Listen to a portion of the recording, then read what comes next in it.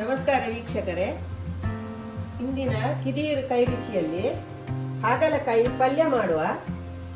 ಅದಕ್ಕೆ ಬೇಕಾಗಿರುವ ಸಾಮಗ್ರಿಗಳು: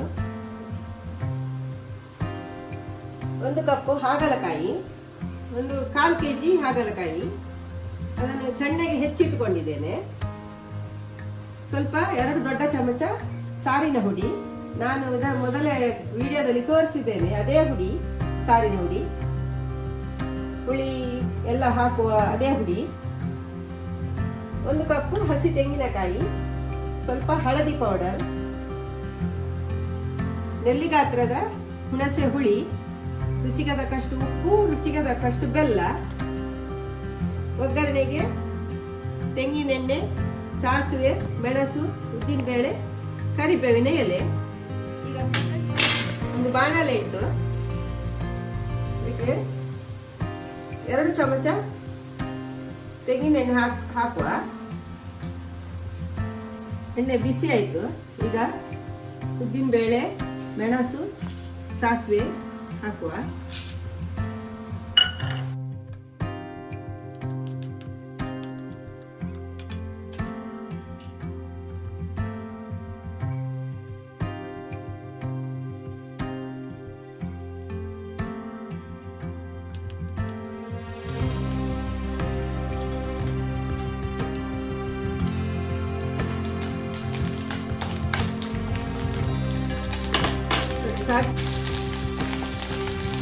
ಸಾಸಿವೆ ಸಿಡುವ ನಂತರ ಕರಿಬೇವಿನ ಎಲೆ ಹಾಕಿದೆ.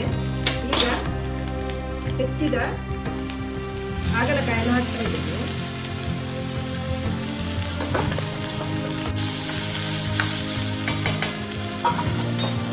ಈಗ ಅದಕ್ಕೆ ಸ್ವಲ್ಪ 1/4 ಚಮಚ ಅರಿಶಿನ ಪೌಡರ್, ಬೆಲ್ಲ ನಿಮಗೆ ಬೇಕಾದ್ರೆ ಮಾತ್ರ ಬೆಲ್ಲ ಹಾಕೊಳ್ಳಿ, ಜಾಸ್ತಿ ಹಾಕೊಳ್ಬೋದು, ಸ್ವಲ್ಪ ಕಮ್ಮಿ ಕೂಡ ಹಾಕೊಳ್ಬೋದು. ನಾನು ಇಷ್ಟು ಹಾಕೊಂಡಿದ್ದೇನೆ. ಕಹಿ ಜಾಸ್ತಿ ಇರುವುದರಿಂದ ಸ್ವಲ್ಪ ಕಹಿ ಅಂಶ ನಾನು ತೆಗಿಲಿಲ್ಲ.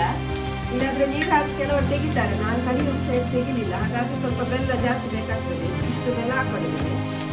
ರುಚಿಗೆ ತಕ್ಕಷ್ಟು ಉಪ್ಪು,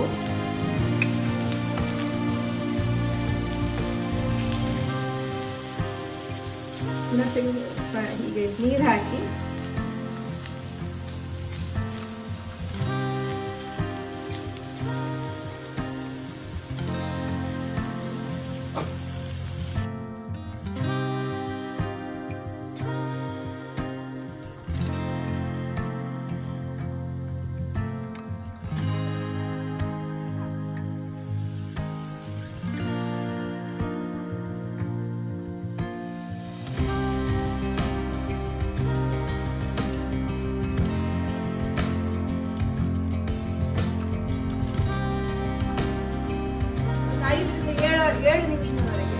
ಸ್ವಲ್ಪ ಬೇಯಿಸಿ.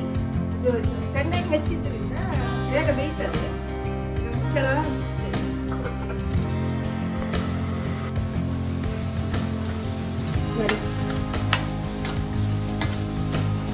ಈಗ ಸಾಕಿದೆ ಬೇದು. ಈಗ ನಾವು ಮಾಡಿಟ್ಕೊಂಡಿರುವ ಸಾಂಬಾರದ ಹುಡಿ, ಸಾರಿನ ಹುಡಿ, ಇದು ಸ್ವಲ್ಪ ಇದಕ್ಕೆ ಮಸಾಲೆ ಸ್ವಲ್ಪ ಜಾಸ್ತಿ ಬೇಕು, ಕಹಿ ಅಂಶ ಇರೋದ್ರಿಂದ.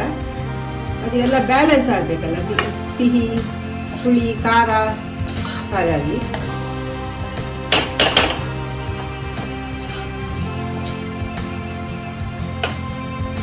ತೆಂಗಿನಕಾಯಿ ಹಾಕ್ಕೊಡ್ತೇವೆ.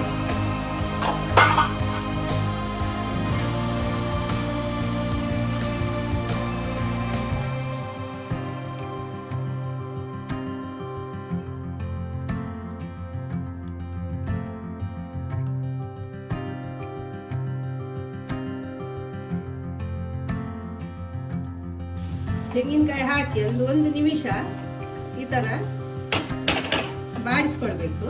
ಇಲ್ಲಾಂದ್ರೆ ಸ್ವಲ್ಪ ಸಾಯಂಕಾಲ ತನಕ ಇಟ್ಟರೆ ಹಳಸಿ ಹೋಗುತ್ತೆ ಸ್ವಲ್ಪ. ಹಾಗಾಗಿ ಈ ತರ ಇಟ್ಟರೆ 2-3 ದಿವಸ ಇದನ್ನು ಉಪಯೋಗಿಸ್ಕೊಳ್ಬಹುದು.